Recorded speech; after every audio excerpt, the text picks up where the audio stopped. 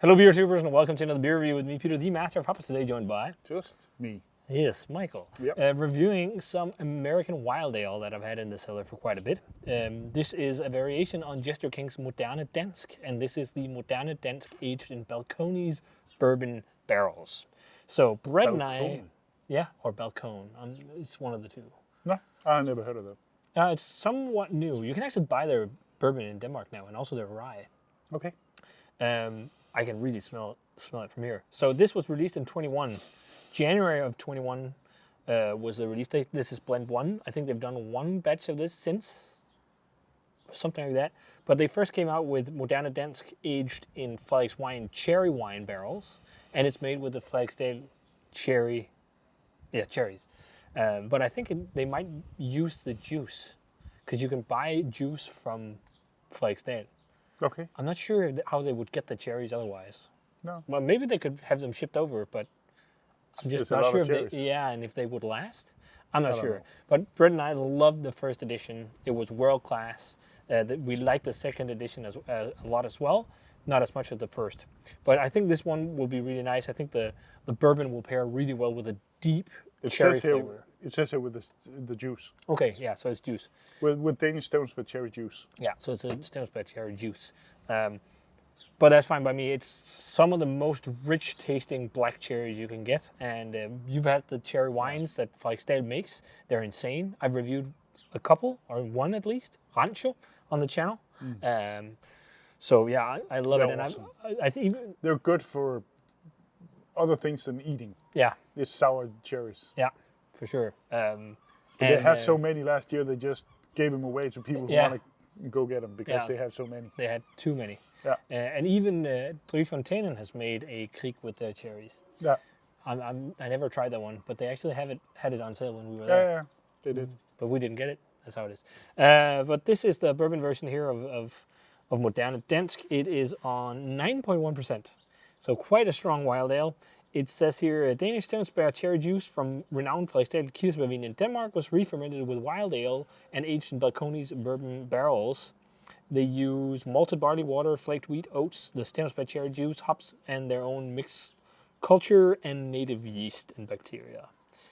I can't remember how long this was aged, but this has then been aged in the bottle for 2 years, hopefully developing some funk. And hopefully it's not going to be too sour. Oh, because that's also one of the things. It smells awesome. I can smell it too. It smells really good. So let's check it out. I mean, it pours a really deep maroon red color. Yeah. Quite murky, actually.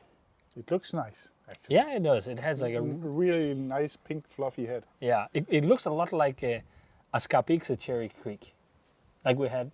Okay, you like that? Sorry. It looked a lot. You remember the Scarpixia Cherry lambic we had from Fontainen on the tour? Yeah. It looks similar to that, just hazy. Yeah, I agree. But let's color. Let's check out the aroma then. Oh, that smells good. Smells delectable. It's definitely developed some funk over time in the cellar. Yeah. Because fresh, it was all vibrant cherry juice. Now there's definitely musty celery funk, and then like a sweet caramelized vanilla custard from the bourbon. Definitely marzipan vibes here. Yeah, wow. Almond. Oh my lord, this smells good. It totally smells like an American interpretation of a wild ale because it's so bombastic and also smells sweet because of the bourbon. It smells really awesome. Leathery a little bit. Yeah. Oaky, slightly oxidized. There's a little bit of like a sherry nuance. It smells so Does it have a little bit of mint? Maybe, but I'm also getting a little bit of cinnamon. Yeah, I can see that. Like autumnal fall spices, and I think the bourbon barrel even amplifies that more. Maybe a spearmint or something. Yeah, there is a unique note like sweet minty thing. It smells really good. What is this? The chewing gum, the red? Wrigley's. Oh no, Big Red. Yeah. The cinnamon gum. A bit? Not a lot. But there's definitely cinnamon. And almond and marzipan, vanilla. And really nice funk. It's like Brett and Maisy's like funk right now. That's quite forward. It's musty. It's slightly animalistic, but not like too much.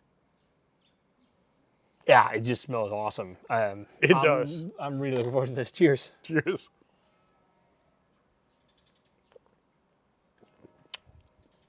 Wow. Oh, That is so nice. Sour? I don't think so.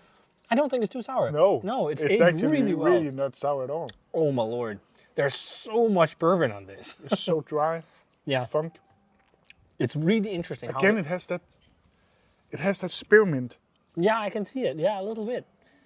For me, it's totally like fall spices. Like this Yeah, is so I autumnal. agree. But spearmint also has a lot of fall spices in it. Clove and yeah. This is really nice. Really nice. It's like really intense. Cranberries too. Yeah, cranberry. Yeah, because it has like some tannic structure. And then like it's upfront. It's like I'd imagine fresher the cherries would have been more forward. But with the age now, they're still very forward, but you get so much more character from the other elements.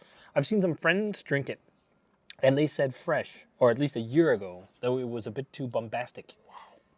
And bombastic, I think they mean, but I think when they say bombastic, they mean a little bit too cherry intense or something. Like this is almost like the intensity of really like intense big like red wines or something with the flavors, because I'm also getting grape nuances and like heavy tanning. There's the cranberry, really, really deep black cherry, cinnamon, vanilla, hints of caramel, and then the bourbon.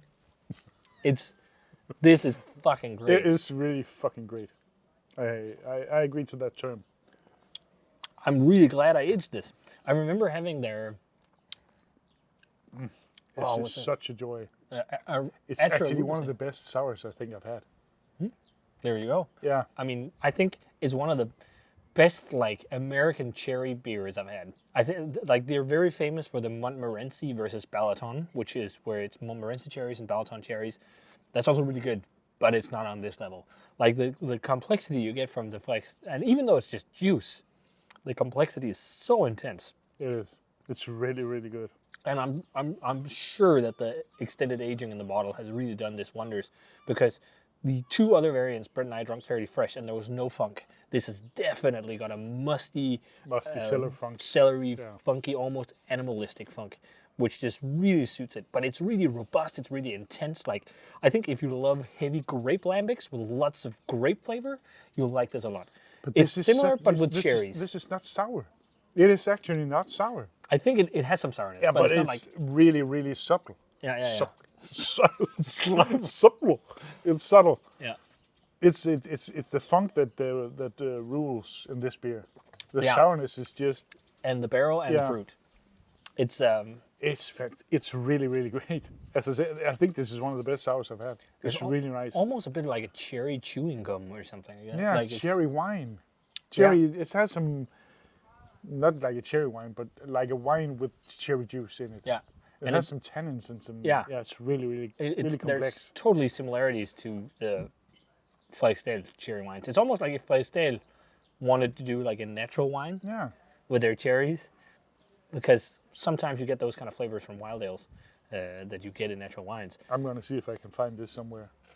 Maybe you're lucky that they still have it. They got it on black beer, but it's 2 years ago. So yeah. It's really awesome. It's seldom I say that about a sour beer, but this is just fantastic. It's really a good beer. Do you want to rate it first then? I think I rate this in 96, 97. Yeah, I totally agree. It's over 95. It's over world class. I might not rate it as high as I rated the first, version I had of it. Maybe it's just because I've had some beers that's been better with cherries, or maybe it's just because, I don't know, the mood that strikes me right now. But yeah, 96, 97, I think because we gave the first one a 98. But I think this is 97 for me. It's just a fantastic I mean, beer. it's so close to the other one. And it's for sure, like, if you have one, drink it now and get another one, or even try and age it further, because I think it can age further for sure. It's really developed lovely over these 2 years. Yeah. So if you're a big fan of cherry kind of wild ales and lambics, this I think is a must, as it is right now. And like so many of my friends had it fresh. They were saying it was a bit too powerful, and like is really mellowed nicely and balanced out nicely. I actually, but it's still really bombastic. I just got a perfume the other day from Tom Ford called Lost Cherry, and it's actually not similar to this, but it has some remnants. There's also some leather and some, Put that on, drink the beer. There you go. So yeah, if you guys had a chance to try the batch 1 of Balcones Bourbon Barrel Aged Moderne Dansk by Jester King, let us know what you thought of it. This is wonderful. Probably the best cherry beer from Jester King and one of the best cherry... Probably the best beer in the world. One of the best cherry wild ales from the States. Do you have any other suggestion? Let us know. I don't think so. Die. To die. This is for you. And as always, remember to comment, subscribe, check out the Facebook fan page and Twitter and Instagram. Give the video a thumbs up if you enjoyed it. Ring the bell for future notifications about videos. And we're going to say cheers and delicious cherry wild ale. And see you guys in the beer review.